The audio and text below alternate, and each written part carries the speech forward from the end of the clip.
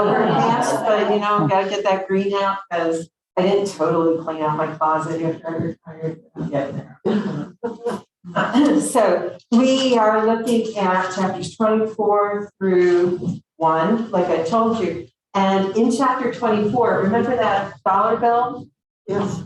In chapter 24, David is still running around out in the wilderness. Remember that from the last time? Yes. And he's hiding from Saul. And in chapter 24, it says Saul has to relieve himself. It means he has to go rest somewhere. It doesn't mean like what you think it means. It doesn't. Maybe he had to do that too. I'm sure they do because they're people and they but he goes in and into this cave and he lies down to rest. And David's hiding in the cave in the back part. And his men say, look, God gave him to you. Go get him. And David goes up and he cuts off the corner of Saul's robe. Now, he cut off the whole thing, though, and kept it. I gave the rest of it to her because, I'm a good person. There's some stuff that goes along with that that is related to what we're going to be looking at with if you take part of the king's robe, then you're taking power from him. But just like if you read that, that's in there. In 25, we have Abigail and Nabal. Anybody remember who Abigail is? She was Nabal's wife. And why is she important in this? Well, she took food to David. Yeah. Okay. Good. So, and we're going to take a look at that. In chapter 26, we have Saul sleeping because they need to do that too. They have to rest up, right?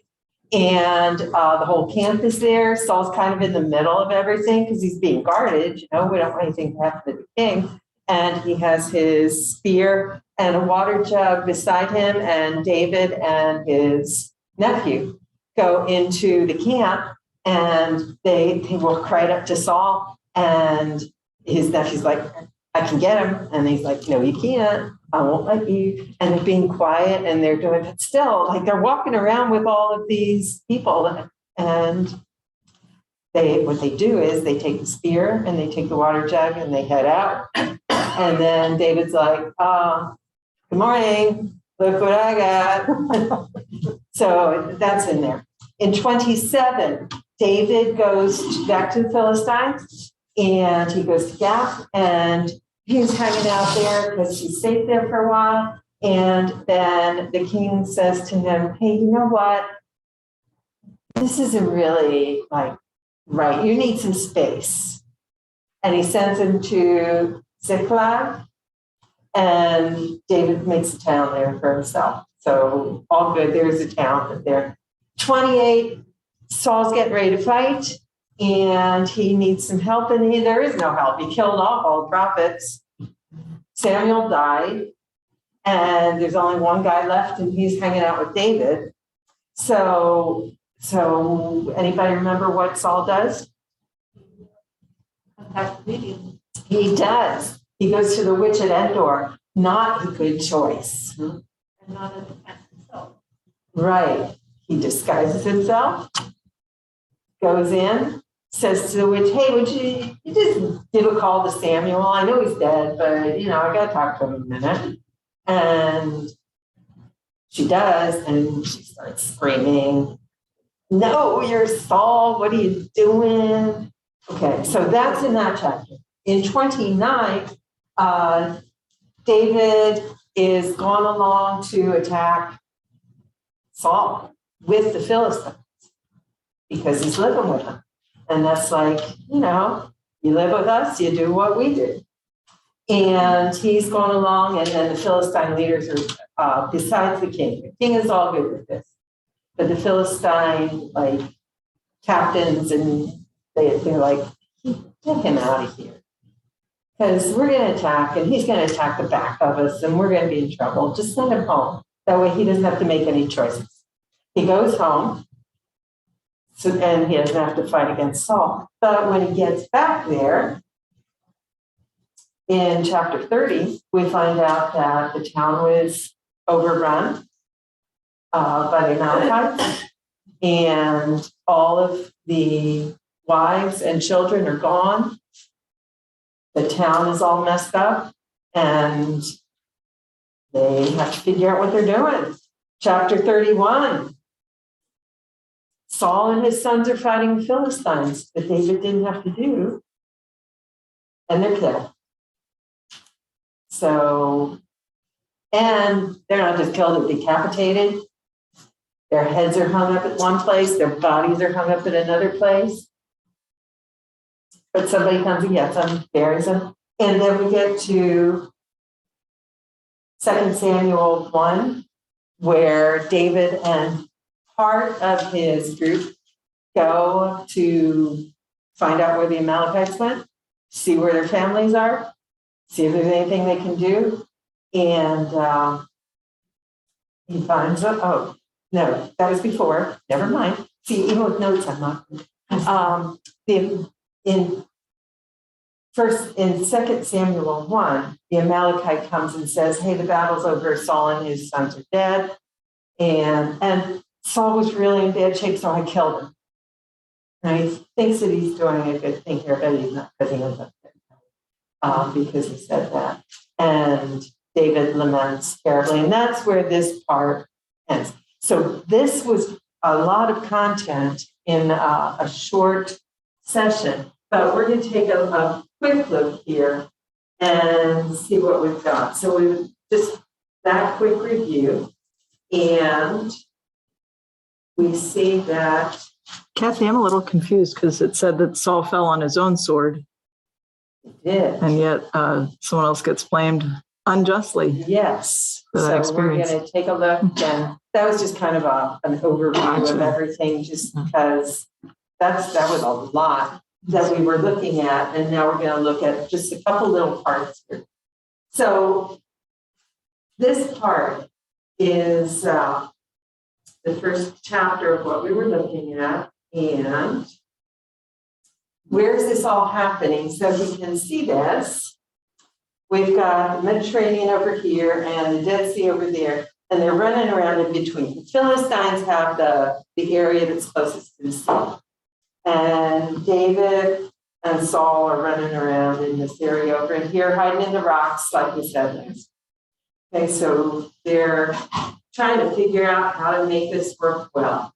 And the first thing that we want to talk about is in chapter 24, verses 1 through 15.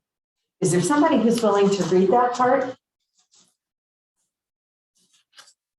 I'll read that part. Thank you, Chris. When Saul returned from following the Philistines, he was told, David is in the wilderness of En-gedi.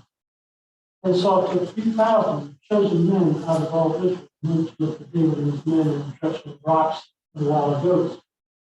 He came to the sheepfolds beside the road where there was a cave. Saul went in to relieve himself. Now David and his men were sitting in the innermost parts of the cave. The men of David said to him, Today the Lord said to you, I will give your enemy into your hand. And you shall do to him as it seems good to you. And David went and stumbled and cut off the corner of Saul's cloak. Afterward, David was stricken to the heart because he cut off the corner of Saul's cloak. He said to them, The Lord forbid that I should do this thing to my Lord, the Lord's anointed. Raise my hand against him, for he is the Lord's anointed.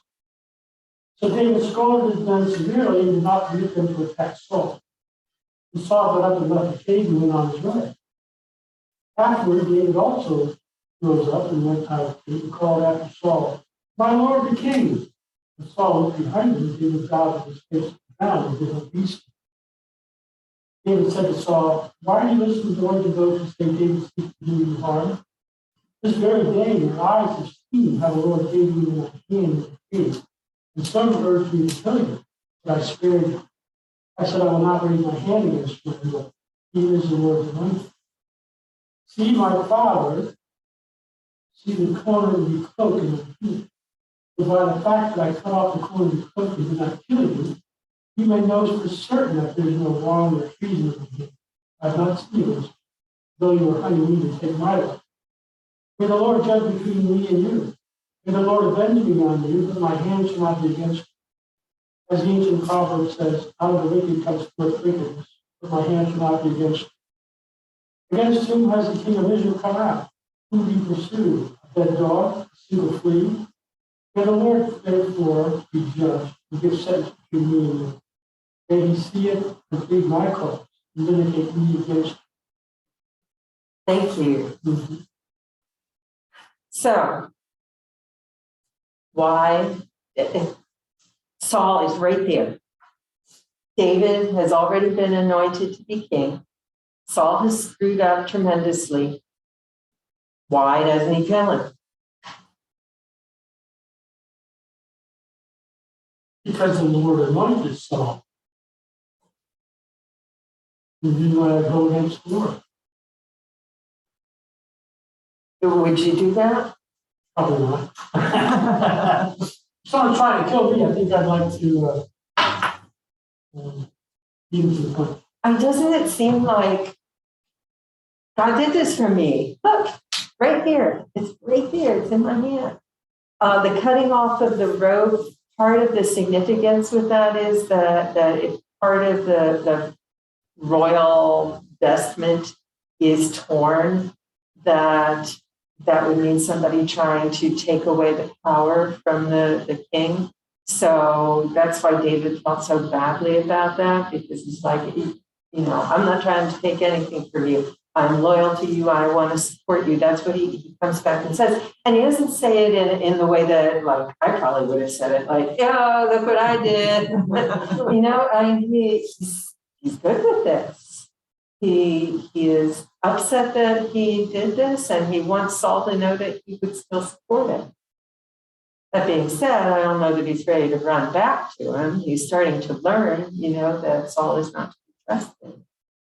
So, Kathy, it just reminds me of domestic abuse.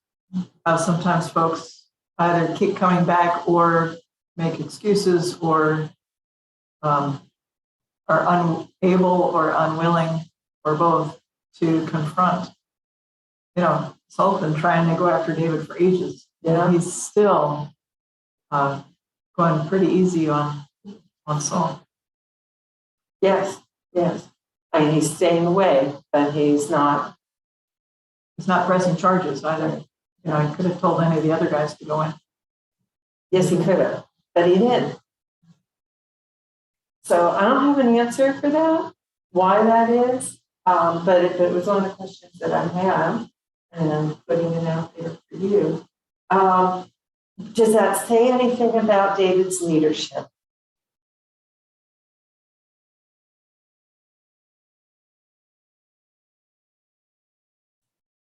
It says he's not a vengeful person. Yeah.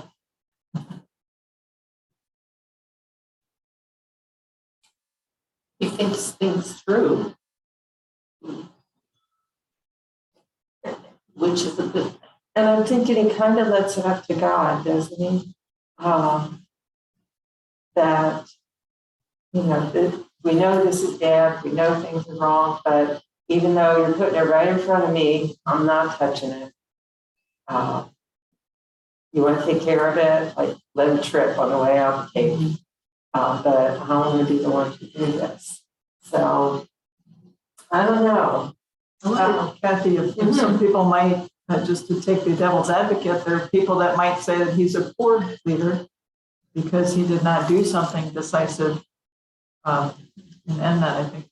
And it comes up several times that it happens.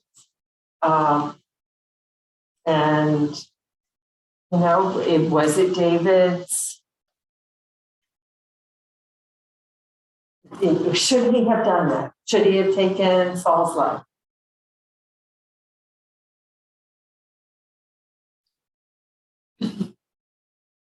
What if we have an abuse situation? We know that we want that person to be, the person who's being abused, to be in a safe space. Should they go back and seek retribution? What was Saul doing that was so negative? Oh, he tried to kill David often. The Spirit of God had left Saul, and Saul just lost it often. Well, my conversation with you a couple minutes ago, Mhm. I feel I'm a sinner because I like to shoot Putin. And I wish if I did, somebody else would. Yeah, I help you. Okay. If you heard the chuckles and saw the head nods, you're in good company. But We talked about that at Bible study too. then, why, I'm thinking maybe they felt they should have killed Saul in this, moving history into present, or vice versa. I don't have an answer, of course. I think of other instances in history, like I'm thinking of Bonhoeffer with the Nazis and his part in that putsch to try and kill Hitler, June 20th. And, eventually he was arrested for it, even though it didn't appear that he was in it. He was arrested, and then when they found out for sure that he was a very big part of it, and that he was killed for it. Also didn't hurt that the Americans were like right outside and they wanted to get rid of everybody who was prisoners before anything came. But he went through that over and over. Did I do the right thing? And he wrote about it often. If you read Ethics and some of the others, I don't have an answer. And I think, we're sitting in that spot as well. Because I want to say to Dietrich Bonhoeffer, you did the right thing. Like if somebody had popped off Hitler at the beginning, look at how much would have not happened. And I'm looking at Putin and thinking, how is this any different? And then I'm looking at David and thinking, like, why didn't you just boom, done?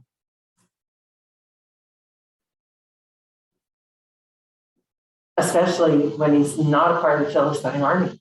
He's going on himself. So I don't have answers. And I sure don't have answers for what's going on right now.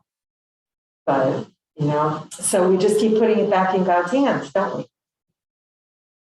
And I think the other side of that too, Kathy, is that we try and do our best with what we do know. If there's someone else behind Putin, or in Saul's case, he had 3 sons.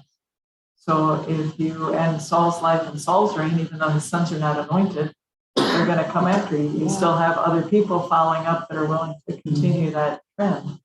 But it doesn't necessarily mean that things are going to get any better or be fixed. And I think that's some of the painful math that's being done right now is, if the U.S. was to enter against Putin directly, what does that mean? That draws all the NATO forces in and, trying to calibrate a response, which sounds very callous, because on the human side, there's just an incredibly painful loss of life over and over and over again.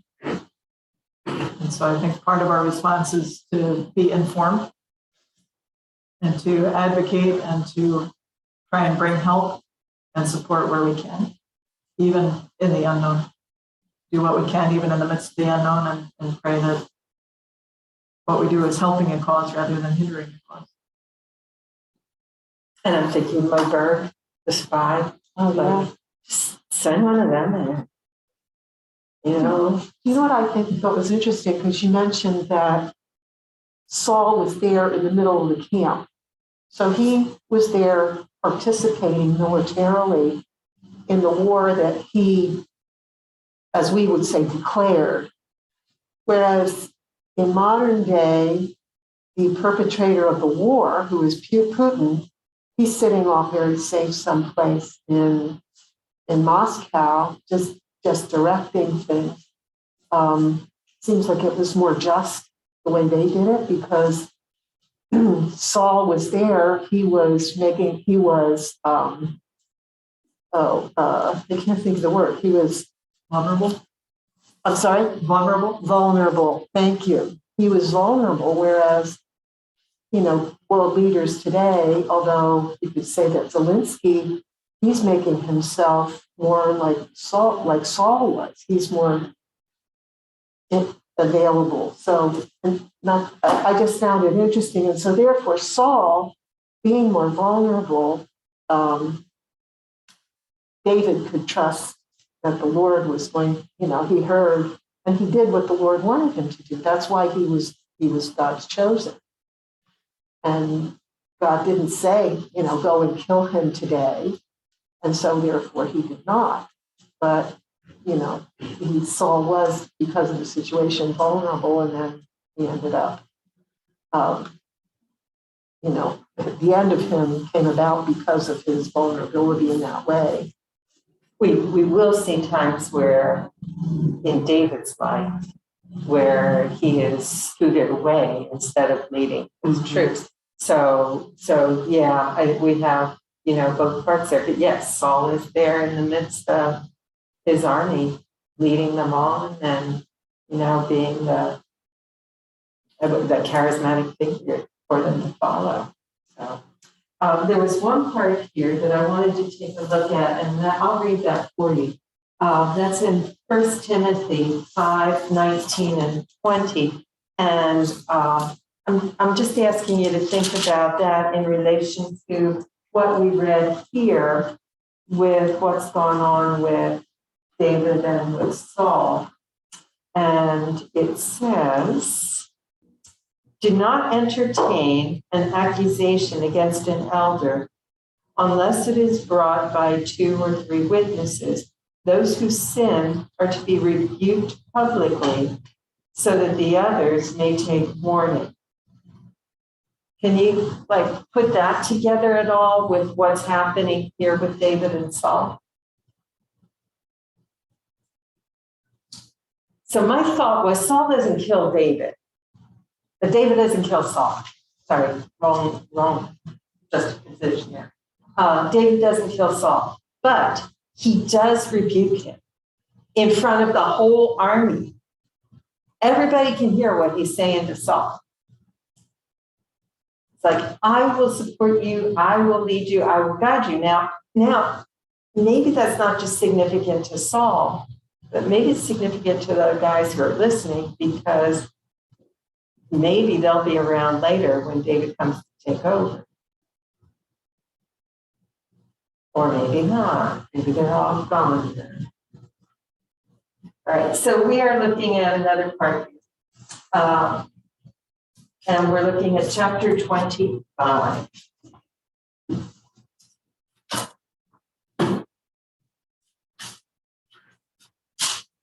And all right, so this is a pretty long part, and I know that we have a lot in a short time. So tell me what you know about David and Nabal and Abigail. You were doing a real good job on that, Jan. Can you say what you did earlier? Well, David was going up to Abigail for food and things. He was a bad man, according to him, and he denied it. And Abigail heard about it. She took food to David. Eventually, she married David. Okay, great. So Nabal's men are out, and they're doing their shepherding thing. And David's men kind of take them in and support them and protect them as well. And then David wants some food, and he sends some guys. Can we have something to eat? Nope, out of here. How do I even know that it's you? Yeah, because you ran away from Saul, and you're a bad person. So get out of here and let me go get drunk. And he drank, and Abigail heard about what's going on. She was smart enough to knock out her husband in a drunken stupor. She waits until the next morning when he has a hangover and says, this is what I did to save us. What happens to him? Yeah, not immediately. He turns to stone. He has a stroke, probably. And and then eventually, 9 or 10 days later, he dies. But David's on his way. What's David going to do in between all of that? stew a little bit. Could be thinks about retaliation or how to respond to how he was treated. It's an honor and shame society. You don't want to be shamed. And he's going to go get him. This is one of the times that this is not a Saul thing. This is, we took care of you. You're going to take care of us one way or another. And he and his men are off to go and get what they feel is appropriate. And Abigail comes and stops them. Takes tons and tons and tons of food. I don't know if you read that or if you saw it, but let me see if I can find that quickly, what she brought, everything. I have it if you want. You want me to read it at 18? Yeah, sure, that would be great. At 18. 25:18. Then Abigail hurried and took 200 loaves, 2 skins of wine, 5 sheep ready dressed, 5 measures of parched grain, 100 clusters of raisin, 200 cakes of figs, loaded them on donkeys, and said to her men, go on ahead of me. And gave them. You want me to go on? No, that's good. Okay. All right, so she doesn't just send it all, she follows afterwards. And she gets to David and she falls down on her face and says, I am so sorry. Please take all of this. You want anything else? Because, my husband's not the smartest of everybody, and I'm really sorry that happened, but we respect you. We love you. Thank you for taking care of our people. Here we go. All right, so Abigail does a great thing. Abigail's husband dies. David finds out about it. And he's like, you know what? She is a smart lady. I need her. She knows how to manipulate things well. Let's get her. Let's marry her. Now, remember, he already has one wife who is with him, one wife, kind of, who is not with him. Who's the one who's not with him? Who sent him away? Saul's daughter, Micah. And she's stuck back with Saul. Saul, it's just kind of a footnote along here, but Saul gives her to somebody else, the wife of someone else. She is not with David. And that, so Abigail and the other wife are with David running around the building. Because that's maybe important then later. So you're saying they could have 2 husbands? Yeah. Oh. Well, not 2 husbands. Apparently, the husband could have multiple wives. I don't see any instances where the wives have multiple husbands unless somebody passes away. His daughter, who was married to David, to somebody else. And that she had 2 husbands. No, she didn't. That Saul broke that relationship. So yes, she did in theory, but no, she was supposed to be with that person and not with David. So it's sequential for the women, but simultaneous for the men. That's one way to look at it. Yeah, that's fair. Do you like Abigail?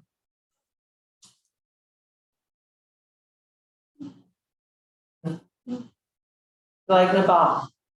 No. Why? So he was me. It's very clear, isn't it? That if you haven't read this, read this one, because it's very flat out. He was a bad person. He drank. He got so angry that he his blood pressure went up so high that he had a stroke, and he died. Not a good person. All in all, not dealing well with stress. His reputation was pretty consistent.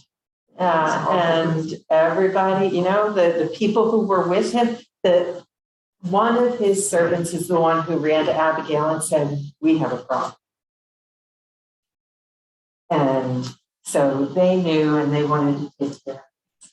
It'd be interesting sometime to do a series of the servants who changed events, because that's certainly one. Yeah. The folks with name and, they get unnamed, but they do a lot of intervention. Yeah, and we see that quite a bit in David's life, where people jump in and say, wait a minute, let me help.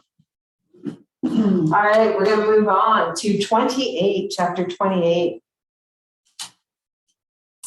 And this is kind of a part that you hear controversial things regarding it, but let's take a look at it. So we're looking at chapter 28, verses 7 through 14.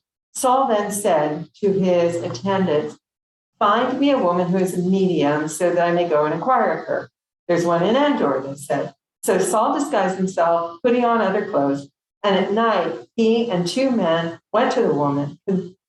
"Consult a spirit for me," he said, "and bring up for me the one I named." But the woman said to him, "Surely you know what Saul has done. He has cut off the mediums and spiritists from the land. Why have you set a trap for my life to bring about my death?" Saul swore to her by the Lord, Saul, did you hear that? Okay, Saul swore to her by the Lord, "As surely as the Lord lives, you will not be punished for this." Then the woman asked, "Whom shall I bring up for you?" "Bring up Samuel." When the woman saw Samuel, she cried out at the top of her voice and said to Saul, "Why have you deceived me? You are Saul." Saul, who said he's going to kill off all the spiritualists, right? The king said to her, "Don't be afraid. What do you see?" And the woman said, "I see a spirit coming up out of the ground." "What does he look like?" he said. "An old man wearing a robe is coming up," she said. Then Saul knew it was Samuel, and he bowed down and prostrated himself with his face to the ground. So,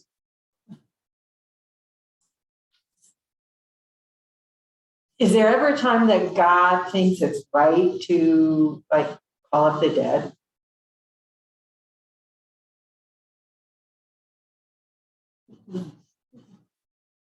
All right, so I have a question for you because it was something that happened to me, and then this relates to what I thought when I was reading this. There was one time when I was in Germany, not anything like horrendous happened, weird. One time, something horrendous happened, okay? One time while I was in Germany with kids, my grandma died while I was there. I could not come home. There was no way. She was in her time, but she was okay when I left. She had just been at our house for my son's birthday party, graduation party. And everything seemed okay. While I was there, and when I took the kids, I was there for a month. And while I was there, she passed. And nobody could get in touch with me to let me know. It was before cell phones and everything else. They called me at school in Germany. I went home that night, went home to my bed in my German teacher's house. And I sobbed and sobbed and sobbed. And I felt like arms held me. And I felt like it was my grandma saying, "But I can be with you here now." Okay, so that's one. But I kind of get that. Like I needed support, I needed that. So, maybe it was just an emotional thing. Maybe it wasn't, whatever. The other one, I was in Germany again. And I was in my room and sitting on the edge of the bed. Nothing weird, nothing special. Looked up and there are my other grandparents. Just sitting there looking at me. No words, no touch, nothing. Their eyes moved a little bit. That was it. They were gone.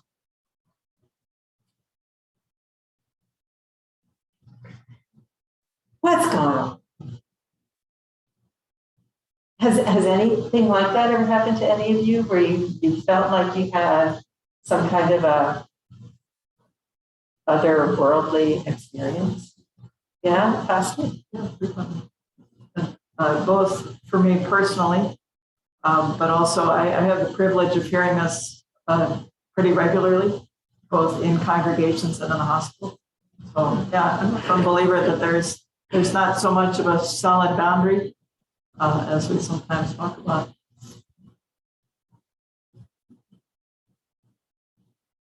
Anybody else? You don't have to share. It feels weird sometimes. I would share something that didn't happen to me. I observed it, and that is when many years ago, when I was working at the Reading Hospital, I was assigned to take care of my uncle. At that point in time, I had a different last name, and they weren't aware it was my uncle.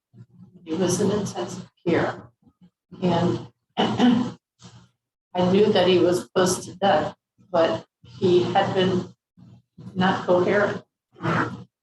And all of a sudden, he pulled himself up and reached his hand out and said, Helen, Helen, wait for me. I'm coming. Was that his wife? That was his wife. Within minutes, he was dead. Which led, I don't know, obviously this happened a long time ago, and it's still very prominent in my mind, which tells me that there's something on the other side. He clearly saw. And to go from non-responsive to do that prior to that, me was pretty, that's awesome. Yeah, I don't have answers for this. In the study that I was reading, that I drew the information from, the question is, should you try to contact spirits? Should you try and get in touch with people who are past? Should you, like here, Samuel is not happy to be disturbed, especially by Saul. And he tells him straight out, like, what are you doing? Well, you woke me up for what? You want to know what's going to happen? You're going to go into the battle tomorrow. You're going to die. Not just you, but all your family. Now, I'm going back. See ya. So, should you seek beyond? Is that totally wrong? Like weird occulty stuff, is that coming into this as well? This is a witch. Should you go find a witch and ask what's going to happen? I'm thinking that's not a good choice. But Saul did it. I don't think Saul lost his life because he went to the witch. But I don't know that he made a real good choice here. Probably the bad choice was a while ago when he had everybody else killed off and had no other way to get in touch with anyone. I think we use terminology that has a lot of weight also. Witches and occult have very negative connotations, whereas, people see visions. We talk about the Holy Spirit being with us, so there is a divine dimension to the Spirit. Paul writes about the dead are going to be raised, the people are going to be gathered together when the Messiah comes again. So I think there are some ways where it's acceptable to talk about the Spirit and to recognize the Spirit and to have interactions. And Anna, you said it beautifully, and I do get to see people reaching up. Not all the time, but with some frequency. But then there's the other side. I'm not encouraging people to go sacrifice a chicken in the graveyard at the full moon. And there are people that do that. So I think, as you're pointing out, what's your purpose? Are you Saul trying to avoid something that's going to happen? Are you someone trying to connect in a fuller way? I think that intentionality would play a piece in this. And of course, we have Paul, who has direct contact with the Spirit, saying, like, you're not going to see for a while. Go sit down and find this guy, and he'll help you out. We have the women coming to the tomb and coming face to face with the risen Christ. We see him coming back again. So putting it out there that we see some different things. We're going to look at the next part. Where are we now? The Philistines and Saul are in battle. That's over. So let me find. Jerusalem is there, and they're up a little bit north of Jerusalem. And there's Endor, that's where the witch was, and they're hanging out in the valley. So they don't have far to go talk to her. But we're moving on. So we need 1 Samuel chapter 30, verses 1 through 6. Can somebody read that one for us quickly? I'll read it. Thanks. Now when David and his men came to Ziklag on the third day, the Amalekites, made a raid on the Negev and on Ziklag. They had attacked Ziklag, burned it down, and taken captive the women and all who were in it, both small and great. They killed none of them, but carried them off and went their way. When David and his men came to the city, they found it burned down, and their wives and sons and daughters taken captive. Then David and the people who were with him raised their voices and wept until they had no more strength to weep. David's 2 wives also had been taken captive, Ahinoam of Jezreel and Abigail, the widow of Nabal of Carmel. David was in great danger, for the people spoke of stoning him because all the people were bitter in spirit for their sons and daughters. But David strengthened himself in the Lord his God. Okay. So I want to focus on the last little bit that's there. Why do the men blame David?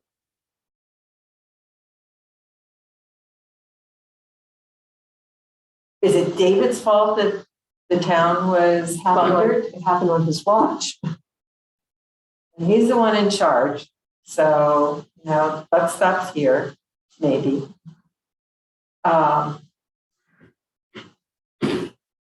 They don't know, we know that the wives and the children weren't harmed, but they don't know that. All they see is what's in front of them.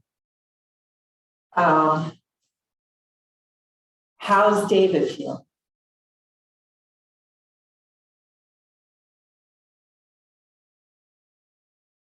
No answer in there. You got to figure it out. Not good.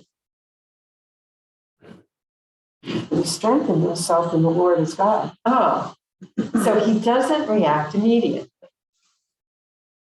He takes time. I'm not good at that. If something happens, I want to act on it then and there and like get this done, be done with it. David doesn't. And all these guys are yelling at him and they're getting ready to stone him or to do whatever it is they're going to do. But David just takes some time. We see that in the Psalms. And I do have some Psalm references here that we're not going to get to now because it's just too short on time there. But, that he just seeks God and asks for direction. And I'm hoping that I can do better with that. That when I'm in a situation and something happens, instead of getting right up and trying to move and do something, that I can kind of wait and ask God for help with that before I move on. Not sure that's going to work, so y'all can help me with that. And when you see me up and moving, you can be like, let's sit down. How does David strengthen himself? He found strength in the Lord his God. How? How does that happen?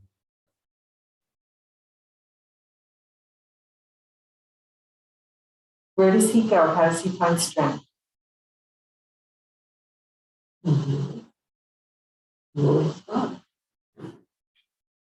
So how's that happen? In the next verse, it says he went to the priest, Abiathar, and bring me the ephod. What's an ephod? Yeah, I don't know exactly. Do you know exactly what that is? It's a balance thing. It's the clothing for the priest, and it's the one that has the stones in it, representative of all the tribes. So kind of like a holy relic, I guess, is a term that we would recognize. But he uses it whenever he needs direction.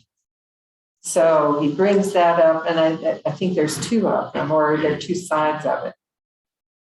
It's a square, so I don't. It could be either way. I'm not sure on the answer on that, but I kind of use the cross that way. I have a cross in my purse that I kind of hold on to. Sometimes you just need something tactile. Yeah, and whenever David wants help, he goes to the one priest who's left and says, bring that out and let's seek God together with this. And he gets an answer. And they go and do their thing. This isn't the only time this happens. You'll see this happen several times, especially while he's in the wilderness. Apparently got stuck in a closet occasionally when he was in the Jerusalem later on, but yeah, he'll figure it out. Okay. All right, so he's focusing on God and he gets the answer and he's like, yes, go. He goes, not everybody goes with him. Some people hang back at home. And we move into chapter 1 of 2 Samuel.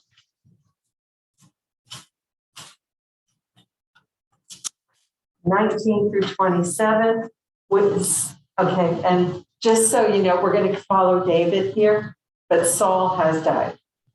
He's died in the battle.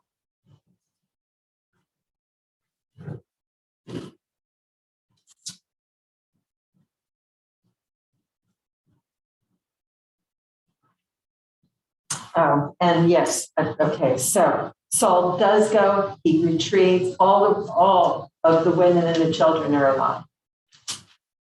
David brings them back, he brings plunder, he gives some to the elders, and everything else is divided, and the guys who are with him aren't thrilled about that. We were the ones who were fighting, we get whatever it is that we brought back, all the profits. And David's like, nope. If these guys weren't here, we couldn't have been there. Everybody gets the profit of this. And that is set up and it continues. And according to our text, it continues through till today within the Hebrew faith. I don't know that. I'm going to say that because it's there. It's right. Do you know that? I don't know. Yeah. So I don't know. It's one of the verses that's in here, and we'll assume that that's right because I don't know any better. And one more part that we want to look at, and that's in chapter 1 and 19 through 27 is a song, a psalm. It's a lament. Would somebody be willing to read this?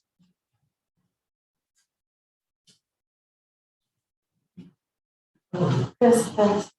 Your glory, O Israel, lies slain upon your high place. How the mighty have fallen. Tell it not in Gath. Proclaim it not in the streets of Ashkelon. For the daughters of the Philistines rejoice. The daughters of the uncircumcised will exult. You mountains of Gilboa, let there be no pure rain upon you, nor godly street. For there the shoe of the mighty was tried. The shoe of Saul went with oil in the war. The blood of the slain, the fat of the mighty, the bow of Jonathan did not turn back, nor the sword of Saul returned back. Saul and Jonathan were loved and loving. In life and in death they were not divided. They were swifter than eagles, they were stronger than lions. The daughters of Israel weep over Saul, who clothed you with crimson and luxury, who put ornaments of gold on your apparel. How the mighty have fallen in the midst of the battle. Jonathan lies slain upon your high place. I express to you, my daughter. Great is the love for you. Your love to you is wonderful, passing the love of women. How the mighty have fallen, and the weapons of war. Thank you.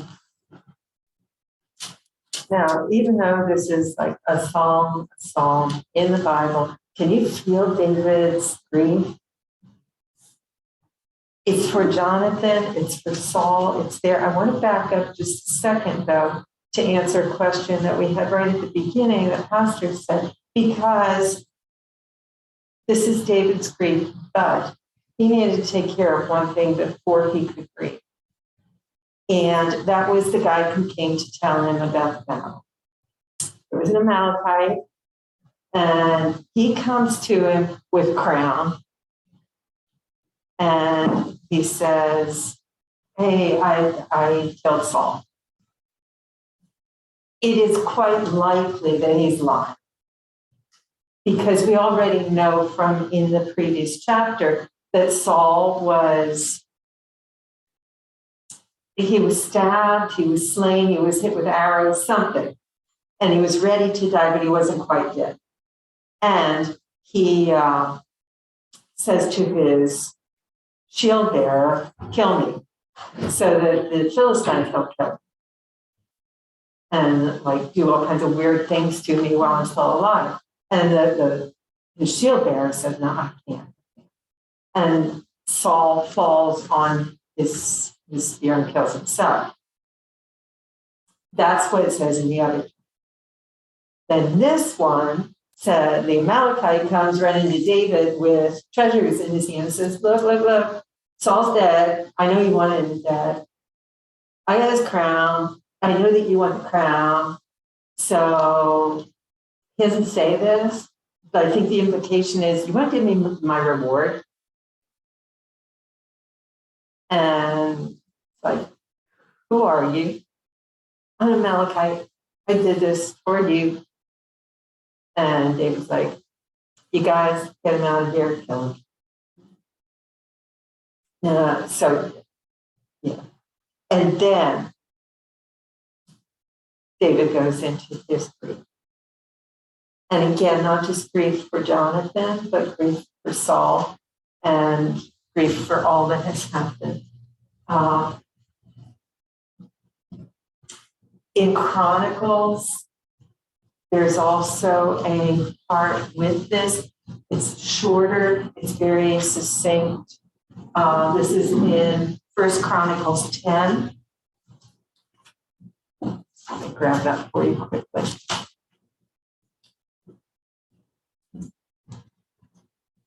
Verses 13 or 14.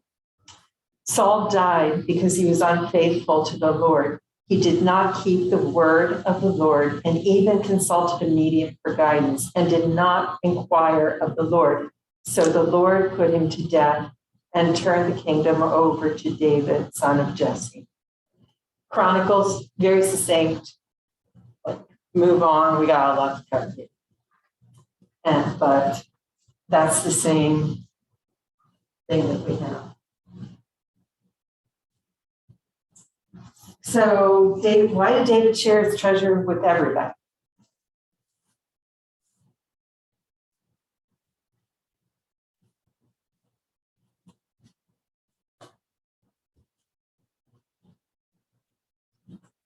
What you do. God's providence is for all people.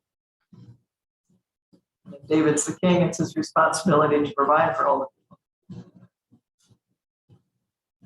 And where's David coming from? He's not coming from a family he had, and they had wealth. He was a shepherd. They had, they had flocks. He wasn't a total beggar, but he still wasn't aristocracy. So, he gets it. Takeaways? Anything that hit you here that you didn't hear before or that you did hear before, and you're like, oh yeah, I forgot about that.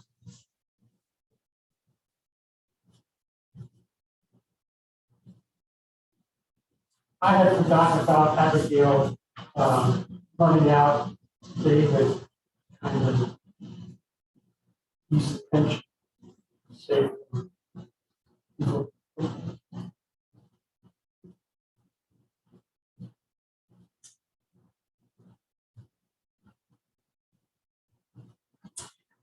Next time we get together next week, we're going to be looking, it's not as many chapters. It's 2 through 6 in 2 Samuel. So if you want to read that ahead of time, you're welcome to. Again, we're not going to read the whole thing. This is way, way, way too much. But we'll focus on just a couple little parts of it, but you can read it ahead of time. 2 Samuel 2 through 6. You don't have to. I'm not going to check homework. And I'll share this prayer with you if that's okay. The Lord be with you. Father, thank you that in the times that we are utterly shattered, you are with us. We ask you to help us to learn to strengthen ourselves in you so that instead of just reacting, we make wise decisions about the future. Teach us to live well with you in the wilderness so that we may see your grace in the days to come. In Jesus' name, amen. All right.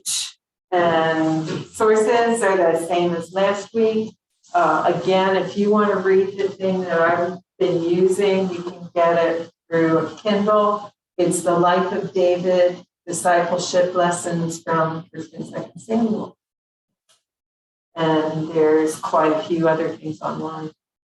All done. Thanks for your attention. Thank you so much, Heather.